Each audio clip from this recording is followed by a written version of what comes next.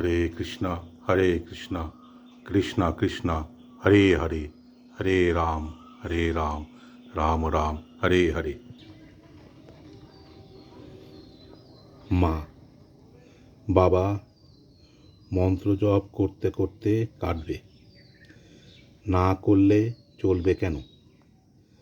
পাগলামি করো না, যখন সময় পাবে মন্ত্র জপ করো, ঠাকুরকে ডেকো। আমি না মা, আমার সে ক্ষমতা নেই। জপ করতে বসি তো মন চঞ্চল হয়, আমার মন তন্ময় করে দিন, যেন একটুও কুচিন্তা না আসে। না হয় আপনার মন্ত্র আপনি ফেরত দিন, বৃথা আপনাকে কষ্ট দিতে আমার ইচ্ছে নেই। কারণ শুনেছি শিষ্য মন্ত্র জপ না করলে সেজন্য গুরুকেই ভুগতে হয়। মা দেখো, এ কি কথা, তোমাদের জন্যে যে আমি ভেবে ভেবে অস্থির হলুম। ঠাকুর তোমাদের যে কবে অর্থাৎ পূর্বেই দয়া করেছেন, এই কথা বলিতে বলিতে মার চোখে জল আসিল। আবেগ ভরে বলিলেন, আচ্ছা তোমাকে আর মন্ত্র জপ করতে হবে না, অর্থাৎ যা হয় তিনি নিজেই আমার জন্য করবেন। কিন্তু তখন তাহার কথার এই মর্ম বুঝিতে না পারিয়া ভয় ও আতঙ্কে আমার মাথা ঘুরিয়া গিয়াছে। ভাবিলাম সব সম্বন্ধ বুঝি ফুরাইল। প্রাণের আবেগে বলিলাম, মা আমার সব কেড়ে নিলেন, এখন আমি করি কি? তবে কি মা, আমি রসাতলে গেলুম? এই কথা শুনিয়া মা খুব জোরের সহিত বলিলেন, কি আমার ছেলে হয়ে তুমি রসাতলে যাবে? এখানে যে এসেছে যারা আমার ছেলে, তাদের মুক্তি হয়ে গেছে, তাদের মুক্তি হয়ে আছে। বিধির সাধ্য নাই যে আমার ছেলেদের রসাতলে ঠেলে। আমি তবে মা এখন কি করব? মা আমার উপর ভার দিয়ে নিশ্চিন্ত হয়ে থাকো, আর এটা সর্বদা স্মরণ রেখো যে তোমাদের পেছনে এমন একজন রয়েছেন যিনি সময় আসলে তোমাদের সেই নিত্যধামে নিয়ে যাবেন। আমি মা যতক্ষণ আপনার নিকট থাকি খুব ভালো থাকি, সংসারের কোনো চিন্তা আমার থাকে না। আর যেমন বাড়ি যাই অমনি মনে নানা কুচিন্তা আসে, আবার সেই পুরনো অসৎ সঙ্গীদের সঙ্গে মিশি আর অন্যায় কাজ করি। যত চেষ্টা করি কিছুতেই কুচিন্তা দূর করতে পারি না। মা ও তোমার পূর্বজন্মের সংস্কারে হচ্ছে, জোর করে হঠাৎ কি ও ছাড়া যায়?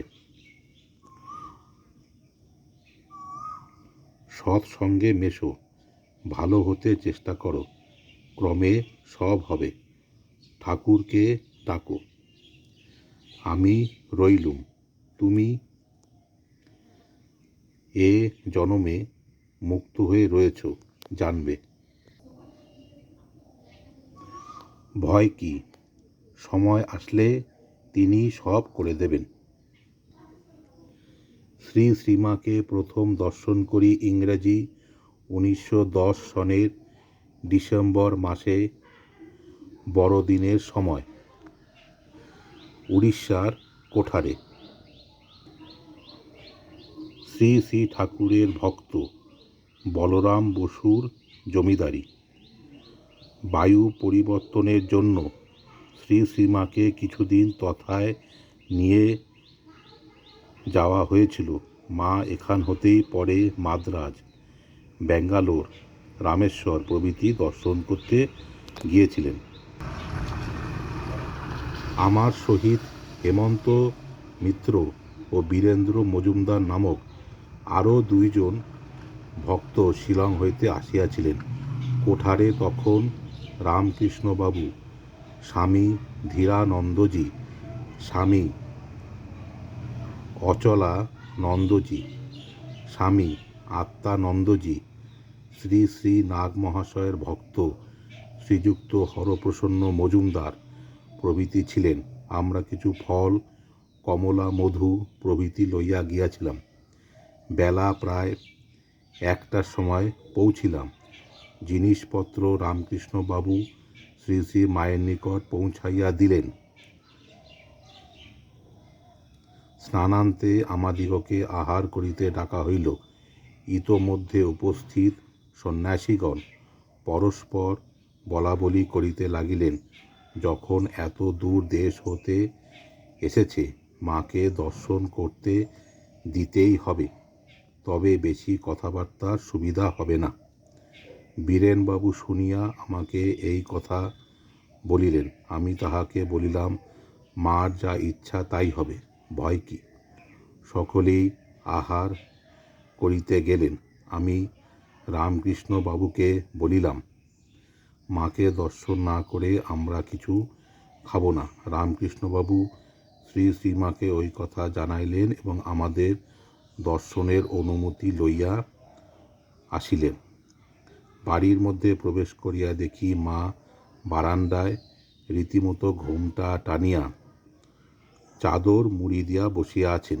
নিকটে যাইতেই গোলাপ মা বলিলেন, ছেলে মানুষ গো, ছেলে মানুষ। মা, কোথায় শিলং আর কোথায় কোঠার?